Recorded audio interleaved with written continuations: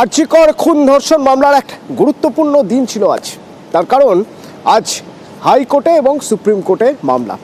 কোন কোন মামলা বিস্তারিত জানবো এবং সবচেয়ে গুরুত্বপূর্ণ একটা লাইন আপনাদের হাইকোর্ট প্রসঙ্গে বলে রাখতে চাইব খবরের শুরুতেই, যে সঞ্জয় রায়ের সর্বোচ্চ সাজার দাবিতে রাজ্যের যে আবেদন সেই আবেদন খারিজ, অথচ হাইকোর্টের ডিভিশন বেঞ্চে সিবিআই এর যে আবেদন সঞ্জয় রায়কে সর্বোচ্চ সাজার জন্য সেই আবেদন গৃহীত হলো।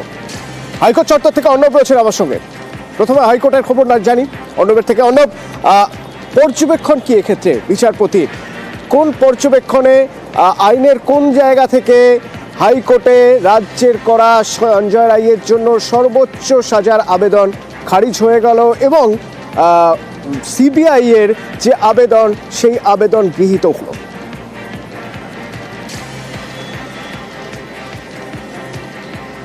দেখো, এক্ষেত্রে সুপ্রিম কোর্টের একটা দেখানো পথ ছিল, যে পথে হেঁটে কলকাতা হাইকোর্টের ডিভিশন বেঞ্চও এক্ষেত্রে রাজ্যের আবেদনটি খারিজ করেছে। এবং কোন আইনি পথ? যে আইনি পথ ধরে বেশ কয়েক বছর আগে সিবিআই মামলায় লালু প্রসাদ যাদবের বিরুদ্ধে যখন সিবিআই প্রসিকিউশন করছিল, সেই সময় পশু খাদ্য কেলেঙ্কারি মামলায় তৎকালীন বিহার সরকারের আবেদনও এই একই রকমভাবে খারিজ হয়েছিল এবং এই খারিজটা সেটাকে বৈধ হতে দিয়েছিল সেই সময় সুপ্রিম কোর্ট। কাজেই সুপ্রিম কোর্ট একবার যে দৃষ্টান্ত তৈরি করেছে সেই দৃষ্টান্তের বাইরে হাঁটার মতো ঝুঁকি এক্ষেত্রে কলকাতা হাইকোর্টও নেয়নি, কারণ নেওয়ার প্রয়োজনও ছিল না, কারণ যেহেতু সেটাই সেটেল ল এখনো পর্যন্ত আমাদের দেশে। কাজেই সেই পথেই এক্ষেত্রে বিচারপতি দেবাংশু প্রসাদ এবং বিচারপতি সাব্বার রশিদি তারা কিন্তু এই রাজ্যের গভর্নমেন্ট আপিলটাকে খারিজ করেছে। কেন খারিজ করেছে? এক্ষেত্রে যেহেতু বিচার প্রক্রিয়াটা সিবিআই তদন্ত করেছে, বিচার প্রক্রিয়া চালিয়েছে, প্রসিকিউশনে তারা ছিল, তারাই সওয়াল জবাব করেছে, তাই সিবিআইয়ের এক্ষেত্রে গভর্নমেন্ট আপিল অ্যালাউ হয়েছে, রাজ্যেরটা খারিজ হয়েছে। এক্ষেত্রে রাজ্যের দুটো যুক্তি ছিল। প্রথম যুক্তি, সিবিআইয়ের পশুখাদ্য কেলেঙ্কারির লালু প্রসাদ যাদবের যে মামলার উদাহরণ সিবিআই টেনেছে, সেই মামলা ছিল একটা হোয়াইট কালার অফেন্স, অর্থাৎ সেটা কিন্তু একটা দুর্নীতির মামলা। কিন্তু আমাদের রাজ্যে আরজিকরের যে মামলা, সেই মামলা হচ্ছে জঘন্যতম নৃশংস খুন ধর্ষণের মামলা, একটা সরকারি প্রতিষ্ঠানের মধ্যে কর্তব্যরত চিকিৎসকের ধর্ষণ খুনের মামলা। এই দুটোর পার্থক্য রাজ্য বোঝাতে চেয়েছিল আপ্রাণ, কিন্তু এবং একই সঙ্গে এফআইআরটাও রাজ্য প্রথম দায়ের করেছিল, 5 দিন তদন্ত করেছিল, সঞ্জয়কে সিবিআইয়ের হাতে তুলে দিয়েছিল হাইকোর্টের নির্দেশে।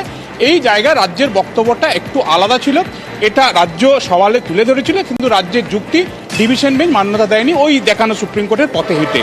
দ্বিতীয় যে বিষয়টা ছিল, 20 তারিখ সাজা ঘোষণা হয়েছিল জানুয়ারি মাসে, ঠিক তার পরের দিন 21 তারিখই রাজ্য সরকার এসছিল।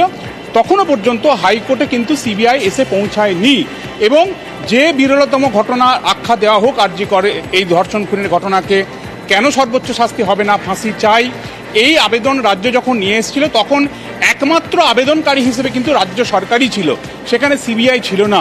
রাজ্য সরকার আবেদন করলো, জরুরি মামলার অনুমতি পেল, সেই মামলা শুনানি পর্বে সেখানে সিবিআই যোগ হলো এবং পরবর্তী শুনানির দিন সিবিআই তারা গভর্নমেন্ট আপিল করলো।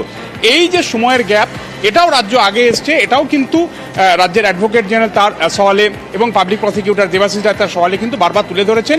এক্ষেত্রে রাজ্যের সে কিন্তু অন্য মামলা, এক্ষেত্রে লালু প্রসাদ যাদবের খাদ্য কেলেঙ্কারির মামলার থেকে আলাদা, কাজে এই দুটো যেন গুলিয়ে না ফেলে। যদিও আমি আবারও বললাম, সুপ্রিম কোর্টের যে দৃষ্টান্ত ছিল সিবিআই মামলায়, সেই পথে হেঁটেই এক্ষেত্রে হাইকোর্ট এই রায় দিয়েছে, রাজ্যের আবেদনটা খারিজ করেছে এবং আপিল মামলাটা সিবিআইয়ের সেটা গ্রহণ করেছে। এখন এর পরে কি হবে? এক্ষেত্রে সঞ্জয় রায়ের ফাঁসি হবে কি হবে না, এই সওয়াল জবাব সেক্ষেত্রে বেঞ্চে হবে কি না, সেটা নিয়েও একটা কনফিউশন তৈরি হয়েছে, কারণ এই মুহূর্তে এই ধরনের আপিলের যে ফোরাম সেটা বিচারপতি জয়মাল্য বাগচি ডিভিশন বেঞ্চ, এবং সেক্ষেত্রে হয়তো দুই বেঞ্চের মধ্যে একটা ক্লারিফিকেশনের পর্ব আসতে পারে, তবে খুব শীঘ্রই সেই পর্ব কিন্তু আমরা দেখতে পাবো।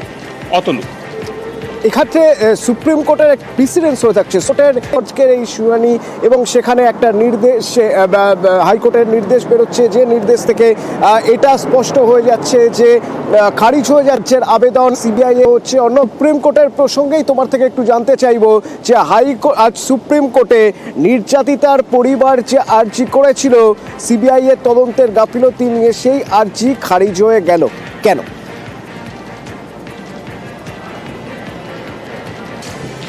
দেখো, সুপ্রিম কোর্টে তাদের আর্জি খারিজ সরাসরি এটা না যায়, তাদের কাছে পরিবার এই সঞ্জয় রায় দোষী সাব্যস্ত সাজা ঘোষণার অনেক আগে দেখি সেটা পরে সাপ্লিমেন্টারি এফিডেভিটে আরও 18টা সব মিলে 60টা প্রশ্ন তাদের সিবিআই তদন্ত নিয়ে ছিল।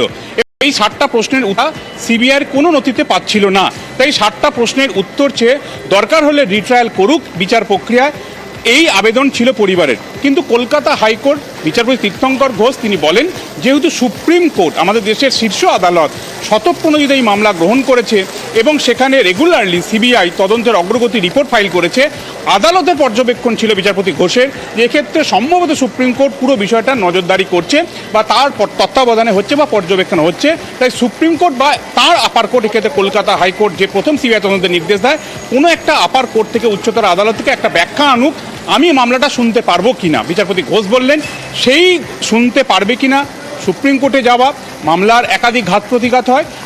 তিনবার সুপ্রিম কোর্ট রেজিস্ট্রিতে লিখিত আবেদন করেছে মামলাটা বিচার্য মামলার তালিকায় আনার জন্য। চলতি সপ্তাহে, আমরা যে সপ্তাহটা শেষ করছি এই সপ্তাহে, 3বার না আসার কারণে আজকে তাদের তরফে সিনিয়র অ্যাডভোকেট করুণা নন্দী প্রধান বিচারপতি সঞ্জীব খান্নার বেঞ্চে জানান যে 3বার লিখিত আবেদন করা হয়েছে, একটা ক্লারিফিকেশন লাগবে, হাইকোর্টে তাদের আবেদন পেন্ডিং রয়েছে, তাই দৃষ্টি আকর্ষণ করা হচ্ছে মামলাটা শুনানির জন্য আনা হোক বিচার্য তালিকায়।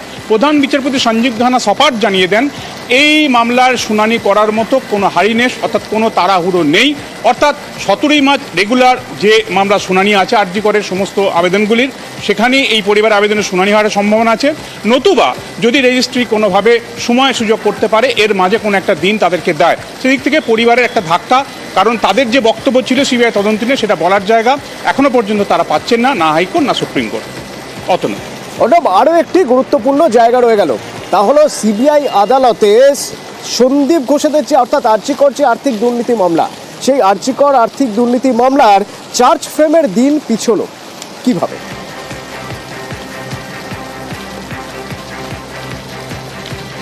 দেখো, এক্ষেত্রে 1 ফেব্রুয়ারি এক্ষেত্রে 5 জনের বিরুদ্ধে চার্জশিট দেয় সিবিআই আরজিকর দুর্নীতি মামলায়, এবং এখানে মূলত সন্দীপ ঘোষ, সুমন হাজরা, আশিস পান্ডে তাদের নাম ছিল।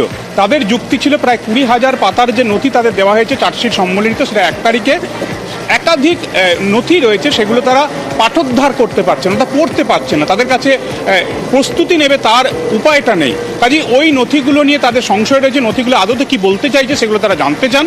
বিচারপতি জয়মাল্য বাগচি নির্দেশ দিয়েছেন শনিবার দিন সকাল 10টার পর সিবিআই অফিসে এই অভিযুক্তরা এক্ষেত্রে সন্দীপ ঘোষ, সুমন হাজরা, আশিস পান্ডেরা যাবেন, যে নথি তারা চাইছেন সেগুলো সিবিআইয়ের কাছে চাইবেন, সেগুলো তারা নেবেন এবং পুরো বিষয়টা নিম্ন আদালতকে, এক্ষেত্রে সিবিআই বিশেষ আদালত আলিপুরকে জানাতে, এবং মঙ্গলবার দিন মামলার শুনানি রাখা হয়েছে।